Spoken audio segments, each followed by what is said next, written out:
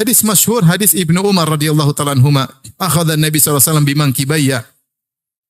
Rasulullah pegang pundak Ibnu Umar. Belum masih muda dipegang pundaknya. Rasulullah kasih nasihat kepada seorang pemuda. Yang ketiga itu mungkin dia belum menikah, Ibnu Umar. Kata Rasulullah sallallahu kun fid dunya ka'annaka gharibun aw 'abiru sabil. Kata Nabi, wahai Ibnu Umar, jadilah kau di dunia ini ka'annaka gharibun, seakan-akan kau orang asing. Aw 'abiru sabil, atau seorang yang sekedar numpang lewat, musafir yang numpang lewat. Rasulullah kasih dua pilihan. Pilihan pertama lebih ringan. Jadilah kau seperti orang asing. Apa itu orang asing? Orang asing, orang pergi ke kotanya orang, dia tidak punya keluarga, enggak punya kenalan, enggak punya kerabat, enggak punya teman yang mengayominya, hanyalah orang asing sehingga dia tidak banyak gaul dengan orang-orang, tidak terpukau dengan rumah-rumah mewah karena dia orang asing, dia ada kerjaan sedikit kemudian dia pergi. Beda kalau orang setempat, dia pingin lama di situ, punya kenalan, ketawa ketiwi, main sana main sini. Enggak, orang asing apa? Enggak ada yang kenal dia. Enggak ada orang panggil untuk makan gorengan pagi hari, enggak ada.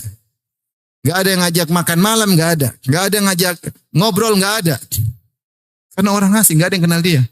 Sehingga bagaimana orang asing? Orang asing kan tidak nyaman situ. Dia hanya sekedar secukupnya, ada keperluan kemudian apa? Pergi. Sebenarnya Allah mengatakan isyarat bahwasanya janganlah kau hasad, kau hanya sebentar di situ. Kau orang asing dan kau akan kembali ke kampungmu. Dunia ini asing bagimu, kampungmu di surga. Maka ambillah kebutuhanmu dan jangan terpedaya dengan rumah yang mewah, mobil yang indah. Kayak orang asing. Orang asing mana hasad sama orang? Dia enggak hasad karena ini bukan kampung dia. Dia hasad di sana. Kalau ada orang di kampungnya kaya, dia hasad. Tapi kalau cuma di kampung orang lain, dia enggak hasad. Karena tidak ada yang kenal dia. Rasulullah ajarin, kamu kalau di dunia enggak usah hasad. Kalau di akhirat, hasadlah. Supaya kau lebih tinggi surgamu di akhirat. Supaya kau lebih cantik bidadarimu di akhirat. Supaya kau lebih kaya di akhirat.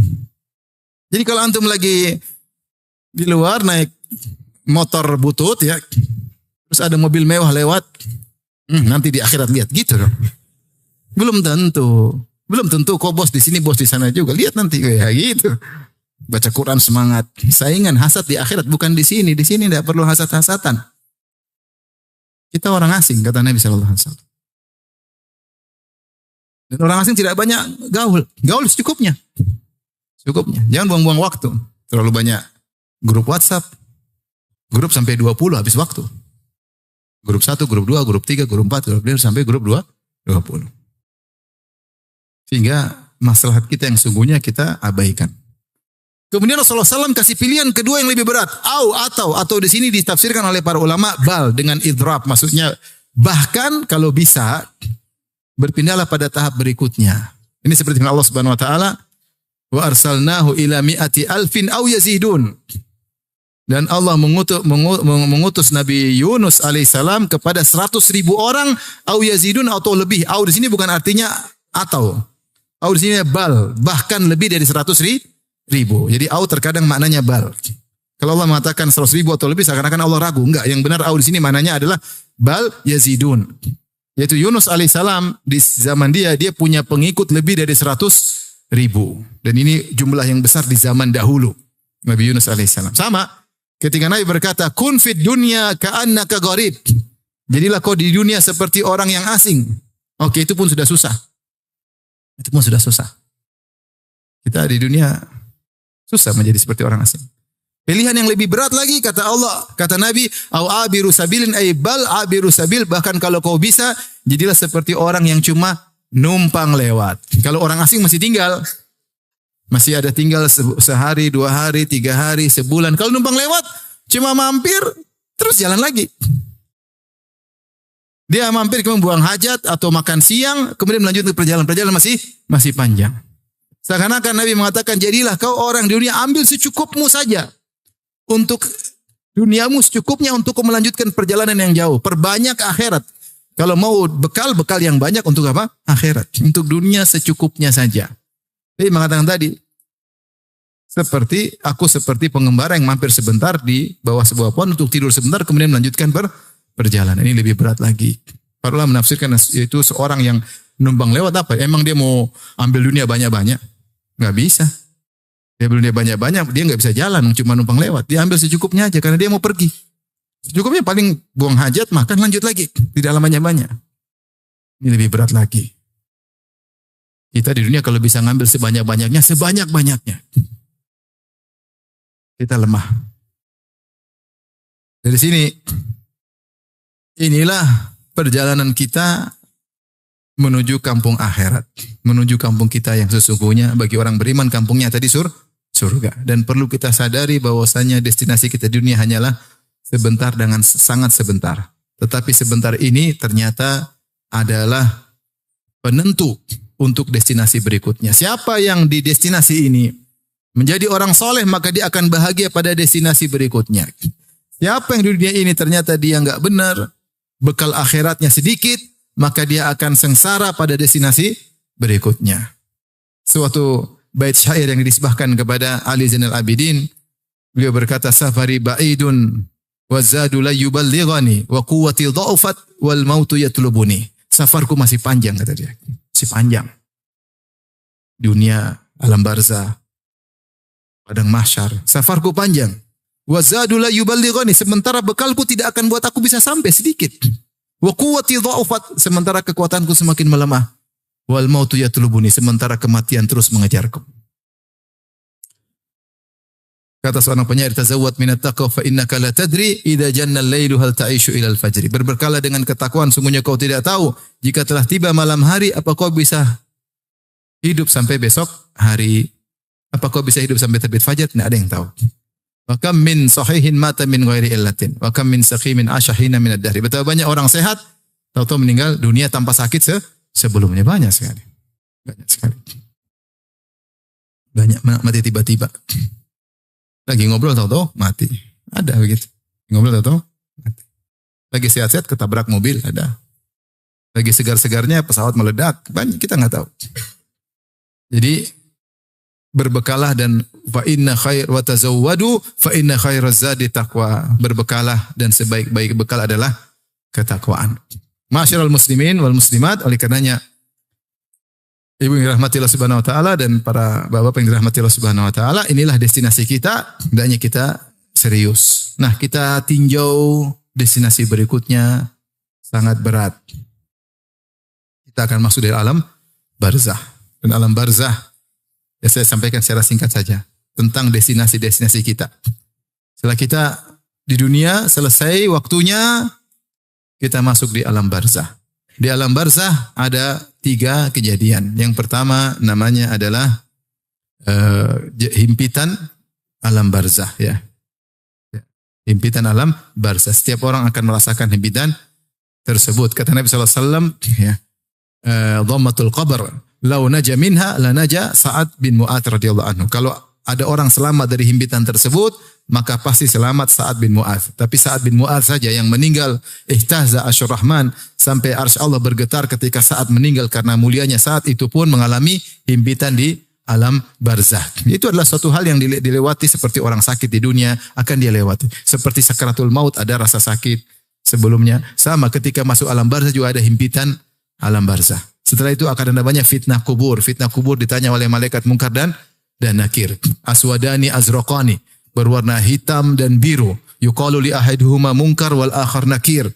Yang satu dikatakan Munkar, yang satunya namanya Nakir. Dan Munkar artinya suatu yang asing, yang aneh. Bentuknya aneh, mengerikan. Nama Munkar dan Nakir menunjukkan penampakan kedua malaikat tersebut sangat mengerikan. Maka dikatakan aswadani azraqani, hitam dan biru. Mengerikan. Dan kita tahu dalam hadis-hadis bagaimana ada orang diadab kubur gara-gara tidak bersih ketika kencing. Dan ada orang diadab kubur gara-gara dia namimah, mengadu domba. Dalam sebagian riwayat gara-gara dia gibah. Gara-gara dia gibah. Kata Rasulullah SAW, "Ma yu'adzabani fi kabirin bal kabir." Mereka berdua diadab bukan karena perkara besar, yaitu menurut mereka ini perkara ringan, padahal dia besar di sisi Allah Subhanahu wa taala. Kalau diadab kubur gara-gara cuma tidak bersih kencing atau namimah atau ghibah, bagaimana lagi dengan dosa-dosa yang lain? Mengerikan. Setelah itu dibangkitkan, maka kemudian akan dikumpulkan di padang mahsyar. Watudun syams, matahari didudukkan dalam jarak 1 mil. Panas, keringat bercucuran. Panas dari matahari yang dekat dan sempitnya manusia. Panas. Sehingga ada yang keringatnya sampai kedua kakinya, ada keringatnya sampai di lututnya, ada keringatnya sampai pinggangnya, ada keringat sampai mulutnya. Kata Al-Ghazali rahimahullahu ta'ala, siapa yang di dunia sering keringat karena Allah, dia akan sedikit keringatnya kepada hari itu. Dia keringat karena berdakwah, dia keringat karena menyambung silaturahmi, dia keringat karena urusan umat, dia keringat karena sholat malam, dia keringat karena puasa, maka akan sedikit keringatnya. Siapa yang tidak pernah berkeringat karena Allah, maka dia akan sengsara pada hari tersebut. Kemudian setelah itu Rasulullah SAW sujud, kemudian minta agar Allah segera datang memulai persidangan. Wa ja'a rabbuka wal malaku saffan saffa. Maka datanglah Allah, ini saya singkatin aja, sebenarnya panjang ya, masing-masing punya pembahasan tersendiri. Allah datang dan diiringi oleh para malaikat, maka Allah mulai persidangan. Semua yang bermasalah akan disidangkan oleh Allah. Jangankan manusia, hewan yang bermasalah akan disidang oleh Allah Subhanahu wa taala.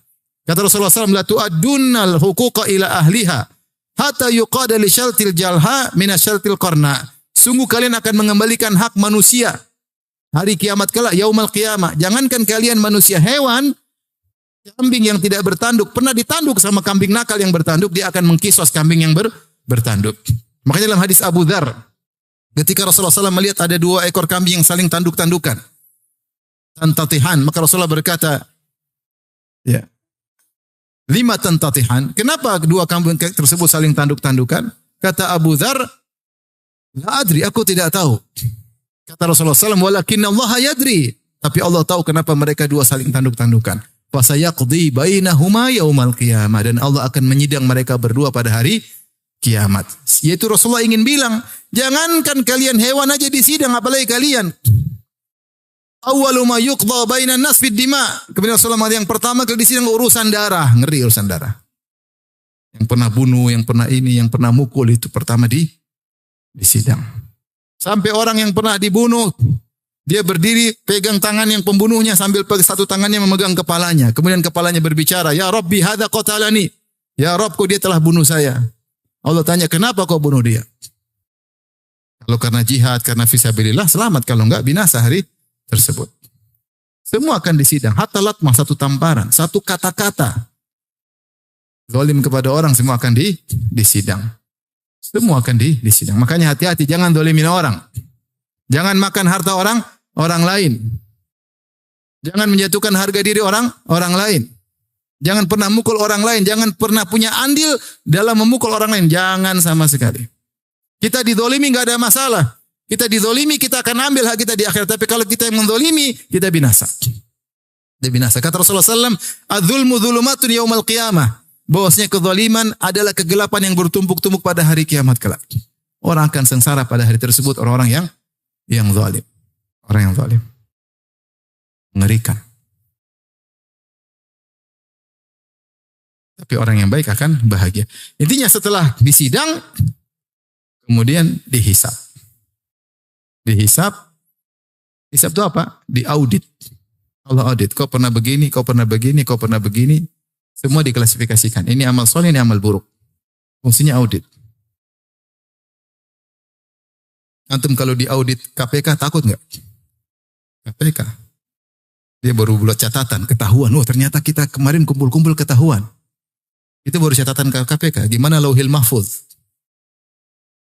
Kalau ada orang buka akun kita misalnya, kemudian dia bongkar, itu kita sudah ketakutan. Gimana lauhil mahfuz? Semua terbuka. Mengerikan. Hari yang sangat dahsyat ketika itu. Maka Allah hisab, intinya tujuan hisab adalah audit untuk mengklasifikasikan. Jadi Allah benar enggak? Benar enggak? Mau debat silakan. Enggak ada yang berani debat sama Allah. Kalau di dunia kita bisa bawa pengacara, kita bisa sogok hakimnya. Di sini mana bisa? Di Allah, di akhirat mana bisa? Saksinya malaikat, saksinya kulit berbicara, kaki berbicara. Ada catatan amal, mau lari dari mana? Enggak bisa. Dan Allah Maha tahu segalanya. Setelah itu, setelah diklasifikasikan, baru kemudian ditimbang. Dan ketika seorang dibangkitkan, sudah mulai kelihatan orang-orang kafir bagaimana dibangkitkan dalam kondisi terbalik, matanya buta, tuli, ya, bisu, ya, jalan di atas kepala, wajahnya hitam, matanya biru, ya, itu orang kafir. Pelaku maksiat dari kaum muslimin juga kelihatan. Yang suka minta-minta untuk tanpa mau kerja, malas minta-minta melulu, maka akan datang pada hari kiamat kelak. Walaisa ala wajhi muz'atul lahmin, maka wajahnya tidak ada dagingnya, dia tidak punya malu selama ini. Yang sombong akan dibangkitkan seperti ukuran semut, badannya seperti manusia. Yakshahumudzul fi kulli min kulli makan. Dihinakan dari segala arah. Dulu waktu dunia merasa sombong dengan ilmunya, dengan jabatannya, dengan kekayaannya, dengan mobilnya. Sombong bangga, hari kiamat nih kayak semut hampir diinjak-injak sama hewan-hewan, diinjak-injak oleh manusia. Selama ini merasa besar, Allah akan kerdilkan dia pada hari kiamat kelak. Yang punya istri 2 tidak adil, oh miring. Saya aja sekarang kaki saya sedang sakit. Miring di dunia aja udah sakit. Apalagi miring di mana? Di akhirat. Saya kemarin ketemu kawan, istrinya 4. Saya bilang hati-hati Pak. Waktu saya ketemu dia sebelumnya istrinya 3. Saya bilang hati-hati Pak. Ya. Dia bilang Ustaz saya mau yang keempat, saya mau nikah sama orang Afrika insya Allah. Kenapa? Saya penasaran, pengen tahu anak saya seperti apa. Akhirnya saya ketemu dia lagi, baru beberapa hari lalu. Mana Pak? Jadi Afrika enggak? Hati-hati Pak. Saya saja kaki sakit, miring enggak enak. Makanya Ustaz saya 4, biar seimbang katanya. Bisa aja Bapak ini katanya. Hati-hati kata Nabi SAW. Man kanat lahum ra'atani famala ila ihdahuma ja'a yaumal qiyamati wa shikuhu ma'il. Siapa yang punya istri 2 kemudian condong kepada salah satunya, datang pada hari kiamat badannya miring. Ya akhi, ente kenapa akhi? Miring, kenapa akhi? Ente kenapa? Istri 2. Lu saya tahu istri cuma 1, satunya saya sembunyiin. Miring. Waliyadzubillah. Tapi kalau adil tenang. Kalau enggak adil, miring. Kasihan. Betapa banyak praktisi poligami yang tidak adil. Hati-hati. Antum tenang aja kalau 1 aman. Lurus insya Allah. Jadi ini menunjukkan bahwasanya tidak adil kepada istri dosa besar karena diancam dengan siksaan khusus, dosa besar. Ini baru mukaddimah di padang mahsyar, belum di setelah persidangan seluruhnya. Sementara orang-orang soleh akan diperlihatkan, orang yang rajin bersedekah, orang yang meninggal dalam kondisi ihram, orang yang mati syahid, orang yang senang puasa, yang suka adzan. Kata Rasulullah, al-muadzinina atwalun nasi a'naqun yaumil qiyamah. Orang tukang adzan lehernya paling tinggi kelihatan dari jauh. Kenapa? Setelah ini dia meninggikan kalimat Allahu Akbar, maka dia kelihatan dari jauh. Orang yang berpuasa, maka bau mulutnya harum. Ya. La khaluf fami shaim atyabu indallahi min rahil misik. Sungguhnya aroma mulut orang yang berpuasa lebih harum daripada minyak kasturi. Sebenarnya mengatakan di akhirat. Orang mati syahid dia bangun dalam kondisi tubuhnya berdarah. Al-launu launu dam, warnanya warna darah, warihu rihul misik, tapi aromanya aroma minyak kasturi. Seterusnya akhirnya setelah dihisab, dimizan, ditimbang. Ya, ada yang mengatakan sebelum dihisab diterima catatan amal. Yang terima tangan atau tangan kiri baru dihisab. Ada yang mengatakan setelah dihisab baru kemudian menerima catatan amal. Setelah dihisab, dimizan, setelah itu terjadilah kegelapan. Kemudian orang-orang kafir langsung diantar menuju neraka jahanam. Ikutilah semua orang mengikuti apa yang dia sembah. Maka Yahudi mengikuti Uzair. Ada yang berbentuk Uzair menggiring mereka merasa menggiring di surga, ternyata digiring di neraka jahanam. Yatasaqatun, mereka berjatuhan. Nasara ada yang menjelma seperti Nabi Isa. Disangka mereka digiring menuju surga, ternyata digiring menuju apa? Neraka jahanam. Yang menyembah rembulan, yang menyembah matahari, yang menyembah siapapun akan digiring menuju neraka jahanam. Adapun yang tersisa cuma orang-orang muslimin dan orang munafik yang semua KTP-nya Islam. Maka mereka tersisa setelah mereka disuruh lewat sirat. Maka lewatilah orang beriman dahulu, orang munafikin belakangan. Orang munafik dikasih cahaya oleh Allah. Karena untuk lewat sirat harus ada cahaya. Ketika dia pegang cahaya sudah senang, tahu-tahu cahayanya diredupkan oleh Allah Subhanahu wa taala. Ketika itu orang-orang beriman berdoa, Rabbana atmim lana nurana waghfir lana. Ya Rabb kami, sempurnakanlah cahaya kami, jangan diredupkan seperti orang munafik. Waghfir lana, ampunilah kami tahu dosa kami yang membuat cahaya redup. Ampunilah kami agar cahaya kami tetap bertahan. Maka berjalanlah orang-orang melewati sirat. Orang munafik semua masuk neraka jahanam, neraka paling dasar bahkan. Orang beriman, maka 3, ada yang tercabik-cabik, akhirnya jatuh ke neraka jahanam. Itu orang-orang yang dosanya tidak harus, orang dosanya membuat mereka masuk neraka, tapi mereka mukmin, masih Islam. Cabik-cabik masuk neraka. Nanti suatu saat mereka akan keluar. Yang kedua tercabik-cabik, ya, tetapi tidak masuk neraka. Najin, mukardas, najin. Tercabik-cabik, tetapi selamat. Itu dosa-dosa mereka tidak mengharuskan masuk neraka, maka cukup dibalas ketika di atas sirat. Karena di sirat ada kalalib, ada khototif, besi-besi, ada hasakah, ada 3 model besi yang tajam-tajam. Ada yang berduri, ada yang cabik-cabik, mencabik-cabik siapa saja yang lewat di situ. Dan yang terakhir, najin musallam, selamat tidak terkena cabikan besi sama sekali. Yang selamat ini macam-macam. Ada yang seperti kalbarak, seperti cahaya kilat cepat sekali terus sampai. Ada yang seperti angin berhembus, ada yang seperti kuda yang berlari cepat, ada yang seperti onta yang berlari, dan ada seperti orang yang berlari, ada yang sampai tertatih-tatih, merangkak. Dia berkata, ya Rabbi, lima abta'ta bi. Dia merangkak, ya Allah kenapa kau buat aku lambat? Kata Allah, innama abta'a bika amaluk. Yang bikin kau lambat adalah amalmu sendiri. Amalmu sendiri. Di antara hal yang paling memudahkan orang untuk bisa lewat sirat dengan cepat adalah menyambung silaturahmi dan amanah. Kata Nabi SAW, akan datang rahim dan amanah. Ala jambatai sirat, di samping sirat. Siapa yang menyambung silaturahmi, maka akan dipus untuk segera cepat. Siapa yang tidak nyambung silaturahmi, ditahan di situ. Rahim tahan dia. Sama amanah. Siapa yang amanah, maka akan cepat. Siapa yang tidak amanah, dia akan tertahan di situ. Di situlah Nabi berkata, az-zulm zulumatun yaumal qiyamah, kezaliman adalah kegelapan yang bertubi-tubi. Siapa yang suka zalim, dia tidak akan dapat cahaya di atas sirat, dia akan terjatuh. Kalau nggak ada cahaya, dia nggak bisa lihat. Dia jatuh, masuk neraka jahanam. Hati-hati jangan zalim. Jangan zalim sama istri. Jangan suka zalim sama istri. Sakitin hati istri terus sampai istri kurus, antum gemuk, nggak boleh. Kalau mau gemuk sama-sama. Jangan zalimi anak nggak diurus. Main HP mulu, anak nggak diurus, nggak diajarin agama. Zalim sama anak. Jangan zalim sama pembantu, dimaki-maki, direndahkan, dihina. Ingat dia manusia. Saudara kita sama muslim. Jangan zalim sama anak buah, jangan zalim sama supir. Ingat dia seorang muslim. Belum tentu di akhirat kita kedudukannya lebih tinggi dari dia. Belum tentu sama sekali. Belum tentu. Saya sering bilang bagaimana kita merasa lebih baik daripada pembantu. Saya punya pembantu, dia digaji, seluruh gajinya dia kirim sama ibunya. Semua 100%. Dan dalam waktu yang lama. Siapa di antara kita seperti itu? Kemudian kita merasa lebih baik daripada pembantu ini. Pembantu ini berbakti sama orang tuanya. Dia capek-capek kerja, dimarah-marahin. Semua hasilnya dia kirim ke orang tua. Jadi kita merasa lebih baik daripada pembantu kita? Belum tentu.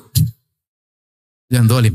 Jangan zalim sama siapapun. Jangan mentang-mentang kita punya jabatan, kita merendahkan orang. Mentang-mentang kita punya ilmu, kita merendahkan orang. Jangan zalim. Kezaliman, inna zulma zulumatun yaumal qiyamah. Kezaliman adalah kegelapan yang bertubi-tubi pada hari kiamat. Setelah itu tinggal terakhir surga dan neraka. Surga. Begitu injak kaki di surga, alhamdulillahilladzi adhaba annal hazan. Semua kesedihan hilang. Ya. Semua kesedihan hilang. Maka akan mendapatkan berbagai macam kenikmatan. Akan mendapatkan bidadari dan semuanya ya. Kalau istri, anak-anak soleh akan dikumpulkan oleh Allah Subhanahu wa taala. Kalau orang tua soleh akan dikumpul oleh Allah Subhanahu wa taala. Kebahagiaan yang tidak terhingga, abadi di surga.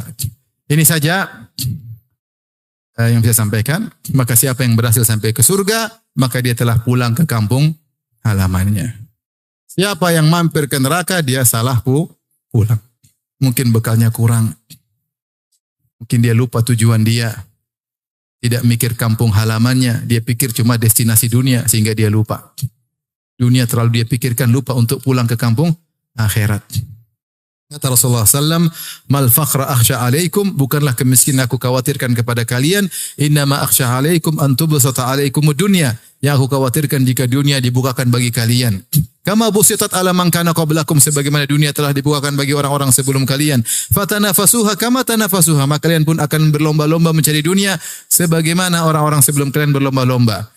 Fatuhlikukum kama ahlakathum, maka dunia akan binasakan kalian sebagaimana kalian dibinasakan oleh orang-orang sebelumnya dibinasakan oleh dunia. Ingat dunia itu banyak, ketenaran, harta, banyak-banyakan, alhaakumut takatsur, kalian telah terlalaikan dari banyak-banyakan. Banyak-banyakan harta, banyak-banyakan mobil, tinggi-tinggian jabatan, banyak-banyakan pengikut, banyak-banyakan ini ngeri. Sibuk dengan dunia, tahu-tahu meninggal, game over ya. Maka hati-hati, semoga Allah menjadikan kita selalu mengingat kampung apa? Akhirat. Semoga kita pulang benar. Sampai di mana? Di surga. Amin ya rabbal alamin. Demikian saja yang saya sampaikan. Semoga bermanfaat.